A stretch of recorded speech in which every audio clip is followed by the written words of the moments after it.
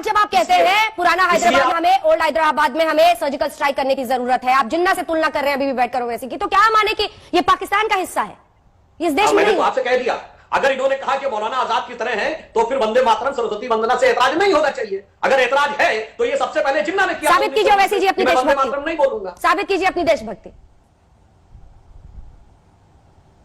अरे मैडम, मैं जिंदगी में जब यहां से चला भी जाऊंगा ना तो मेरे आने वाली 10 नस्लों को ये पूछते रहेंगे अपनी देशभक्ति साबित करो, भाड़ में जाए। मैं इन लोगों के देशभक्ति का सर्टिफिकेट लेने का मोहताज नहीं हूं, मैं जूती पर रखता हूं इनकी देशभक्ति के सर्टिफिकेट को। मैं भारत का वफादार हूं और रहूंगा इंशाअल्लाह ताला। अब रहा सवाल कि ये मुसलमान जिन्ना, सुधांशु जी ये बताइए कि क्या कितने मुसलमानों ने वोट दिया था मुस्लिम लीग को? क्या यूनिवर्सल सफरेज था जब? क्या हर कोई मुसलमान वोट दे सकता था? वोट डालने का मियार था जो जमींदार थे, जो नवाब थे, जिनके पास इतनी आमदनी का हिस्सा था। सुधांशु जी, उन्हीं लोगों ने वोट दिया और वो पाकिस्तान चले गए। ये आप क्यों नहीं बताते बार बार? ये आप हिस्ट्री को आधा चाप लेते हैं और आधा बताते हैं।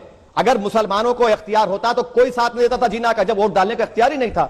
मुझे आपसे सिर्फ इतना ही कहना है कि जब आप किसी मुसलमान को देखते हैं तो आप अपनी सोच को बदलिए। और भारत के संविधान में फ्रीडम ऑफ एक्सप्रेशन है मेरे पास, और आप यकीनन अपने मजहब पर चलिए, सरस्वती वंदना पढ़िए, वंदे मातरम पढ़िए, मगर आप इस बात को समझिए कि किसी को आप फोर्स नहीं कर सकते।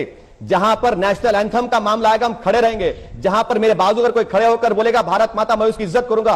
जहां पर मेरे साथ कोई खड़े होकर बोलेगा वंदे मातरम पढ़ूंगा, मैं बराबर खड़े रहूंगा। मगर अगर आप ये बोलेंगे कि नेशनल एंथम से हटके हम आपके गले पे रख देंगे, आप गरिए क्यों करेंगे? फ्रीडम ऑफ एक्सप्रेशन नहीं है भारत में, खत्म हो गया क्या? क्या मोदी की हुकूमत आई तो क्या किम जोंग की हुकूमत आ गई? क्या संविधान खत्म हो गया?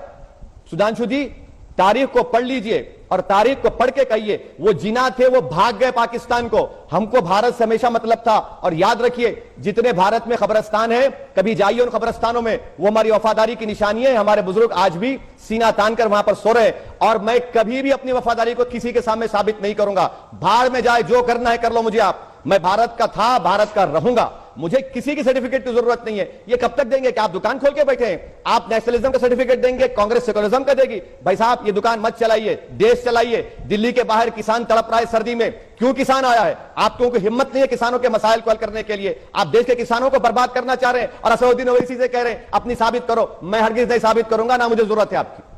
सुधांशु जी, देखिए इन्होंने कहा तो मैं कब मना कर रहा हूं? मैं इनसे पूछूं, अच्छा, भारत की सेना का एक बहुत वरिष्ठ अधिकारी थे जिन्होंने एक कसम खाई थी महाराणा प्रताप की तरह कि जब तक पाकिस्तान से फला वाली जमीन वापस नहीं ले लूंगा तब तक जमीन पर सोऊंगा, पलंग पे नहीं सोऊंगा। पूछिए, नाम बता सकते हैं? और कौन सी लड़ाई के लिए पूछा था? नहीं पता होगा। अरे सुधांशु जी, एक बात सुनिए, एक बात सुनिए सुधांशु जी, एक बात सुनिए। राणा प्रताप की तारीख आप बता रहे हैं। अरे भाई, बाबर को किसने बुलाया था? मैं मुस्लिम अधिकारी की बात कर रहा हूं। बताइए ना, मुगल कमांडर कौन था? अरे आप हिस्ट्री को नहीं जानते सर, आप की तरह कहा। अरे आप हिस्ट्री को जानते नहीं है ना, आप हिस्ट्री को आधा चाप कर बोलते हैं। परेशानी तो वही आपसे। अब मैं बता देता हूं। अरे मेरे भाई, इसीलिए तो मैं कहता हूं ना, आप राणा प्रताप की बात करते हैं, आप औरंगजेब की बात करते हैं। आप ये बता दीजिए कि राणा प्रताप के खिलाफ जंग लड़ने कौन गया था? औरंगजेब की फौज में कौन था? अरे भाई, मैंने तो था जो शिवाजी में गया था। क्या भारत के सुनिए क्या? अरे अपने टर्म पे बोल दे, बेहतर रहेगा। सुधांशु जी, सुधांशु जी, आप मेंबर ऑफ पार्लियामेंट है। नेक्स्ट, आप आइंदा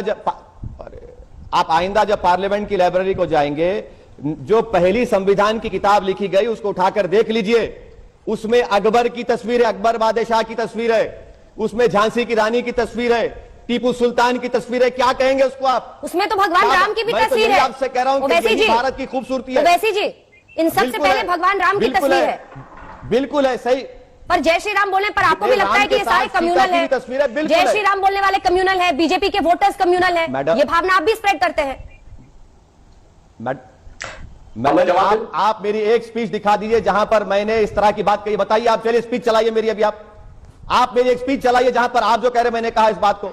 मैं तो आप तमाम को बता रहा हूं कि भारत की पहली संविधान की किताब में ये तमाम चीजें हैं। तो राम की तस्वीर है, सीता की तस्वीर है, गुरु नानक की तस्वीर है, टीपू सुल्तान, सब की है। तो यही तो खूबसूरती है भारत की। जो बीजेपी कहते हैं कि सर्जिकल स्ट्राइक करेंगे, भारत की पहली सरकार है जो भारत के एक इलाके पर सर्जिकल स्ट्राइक करती है।